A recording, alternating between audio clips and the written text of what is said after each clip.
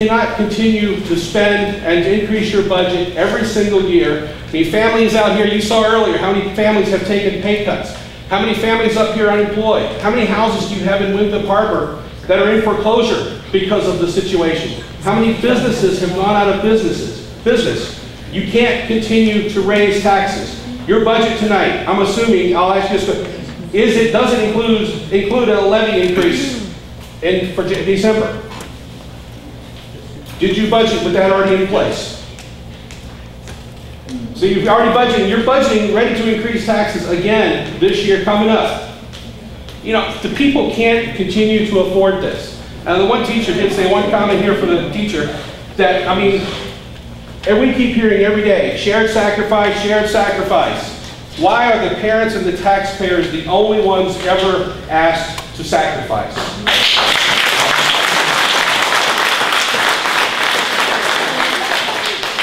I will ask you one question for the teachers, with the teachers union when they're doing their negotiations. When they ask for a pay raise, ask them which teacher they want fired. Because when they continually get pay raises in this type of economy, in this type of recession, those pay raises are what's causing the rifts every year. Those pay raises are what's causing the classroom sizes to continue to go up. If they want more teachers doing this type of economy, you need to freeze pay or even cut pay. Thank you, gentlemen.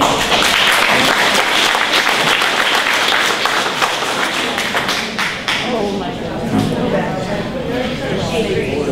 Okay, does anybody else have any comments or questions versus the public hearing portion of the agenda? Yes. Okay, first of all, nobody ever said they didn't want buses. Dr. Geiser didn't, no one did. So you guys quit with that crap because nobody's ever said that. Cuts have to be made. I would rather see buses be cut than art and music and athletics that teach my child. When my kid gets to high school and is up for scholarships, nobody's going to say, oh, that kid rode in a bus to school every day. Let's give him a scholarship. My kid's going to get a scholarship from sports and stuff that they learn in school. Buses have nothing to do with education. It is a parent's responsibility. Maybe yours will be the one that gets run over. That's right.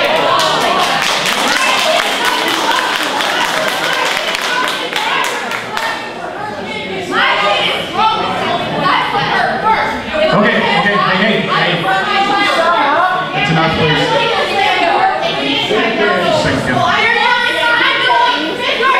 Ma'am?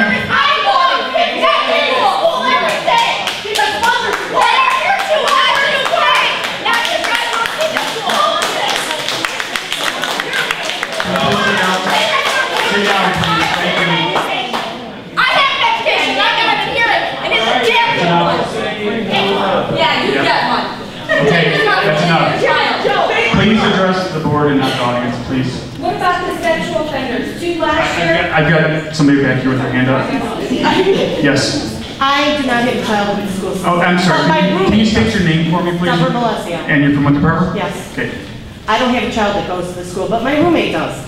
But I want to know 2 questions. A, how are you going to answer to the parents and the children of the schools if someone gets kidnapped or molested by the numerous sex offenders in our area, or if gets hit by a car and killed? What are you guys putting in place to take care of that? And especially in the winter months, when the roads, when the Hold on roads just a are second. not This portion is on the budget, not on busing at this point. We're talking about the budget. Okay? Okay, hold on. Kim Leach. Nobody's worried about that. Okay. My name is Kim Leach. I've lived in Winthrop Harbor my entire life. A few years back, we did have to cut athletics. Okay? We were in the audience when we cut athletics. And one thing that Dee Dorgio said with her campaign all over Facebook with all the other rants and raves was that she was going to bring money back into this district and fundraisers. What did we do when the athletics were cut? We, with the same, there are some kids that are going to thrive at high school with athletics, with band, with whatever. We fundraise. All I see you doing is creating havoc in our community.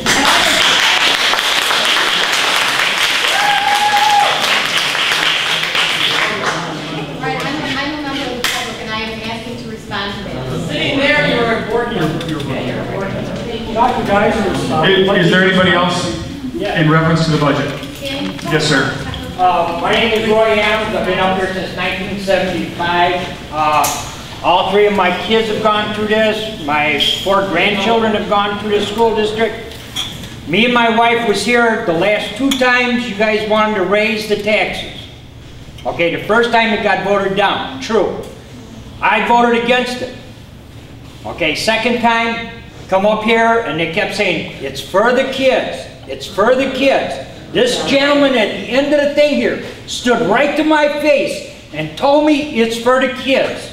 So what happens this time around? You all get raises. I've taken a 15% cut in my pay the last 2 years. Why couldn't you all figure out the last time around where the money was going to have to be saved and kept for a rainy day? You didn't do it. You give yourselves raises, and for somebody to make $170,000 to run 2 little schools is ridiculous in my opinion. He's like one of these CEOs that wants a $10 million golden parachute and then run the company into the ground, take his money and say, I got mine, I'm leaving. Your time's up. Michelle, good?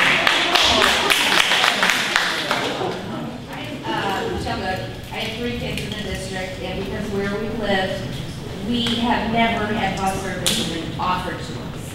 So my kids have had to walk down 7th Street with no sidewalk. They have to cross 9th Street, sometimes without a crossing guard.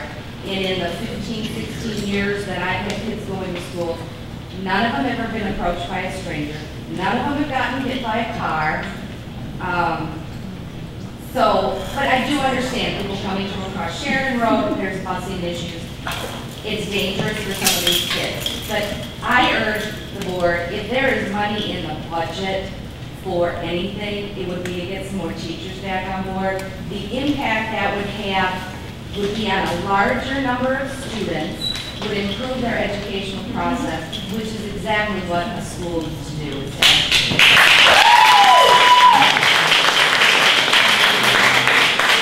Anything else on the budget?